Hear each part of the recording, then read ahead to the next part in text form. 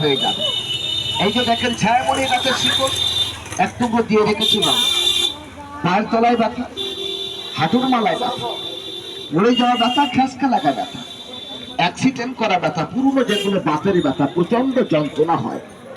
এক কথায় যেটাকে রসবাদ, গিটাবাদ, আমবাদ, ছাইচিকাবাদ বলে থাকে দাদা। যেটুকু সময় আছেন চকটাতে, হয়তো চা জল খাবেন, ঘোরাফেরা করবেন, সময় কাটাবেন, বাবু একটু কোমরে বেঁধে ঘোরাফেরা করে যাবেন। আমি টাকার দাবি করি না। যদি উপকার লাগে, ভালো লাগে, আরাম পাওয়া যায়, একটু প্রচার করে দেবে। এই যে বাকমুখী ফল আমি এখানে এক টুকরো দিয়ে রেখেছি বাবু। এই বাকমুখী ফলের ভিতরে আমি কি বলবো, হয়তো আপনারা অনেকেই জানেন, এটা বেলের দোকানে পাওয়া যায়, এই দশকর্মার দোকানে পাওয়া যায়। একটু কালো বলে বাবু ঘৃণা করবেন না, কালো হয় জগতের আলো। স্বয়ং দেখেন কালী মায়ের রংটাই কালো। এই বাকমুখী ফলটা বাবু সর্বশরীরে প্রচুর অ্যালার্জি আছে। বেগুন, পুঁই শাক, চিংড়ি মাছটা খেলে হাত পাড়া প্রচন্ড ফুলে যায়, চুলকায়, চোখ মুখটা লাল হয়ে যায়, অনেকের দমের কষ্ট হয়, প্রচন্ড শ্বাসকষ্ট হয়।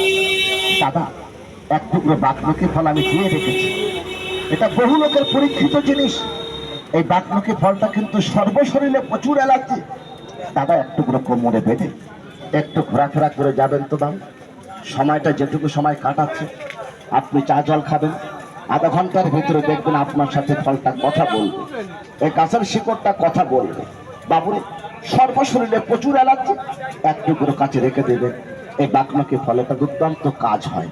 এই যে লজ্জাপতি গাছ, লজ্জাপতি এটা অনেকেই চিনেন, এ রাস্তার পাশে প্রচুর পাওয়া যায়। অনেকে দেখেন দাদা এই লজ্জাপতি গাছটার নাম বলে থাকে কালো লজ্জাপতি, আবার অনেকে বলে থাকে বাবু লাল লজ্জাপতি। এই লজ্জাপতি গাছ আমি এই ডোমরাটার ভিতরে বাবু এক দু টুকরো করে দিয়ে যাই। লজ্জাপতি গাছটার গায়ে হাত লাগার সঙ্গে সঙ্গে দেখবেন দাদা লজ্জায় পাতাগুলো কিন্তু জড়ো হয়ে যায়, এটাকে লাল লজ্জাপতি বলে থাকে।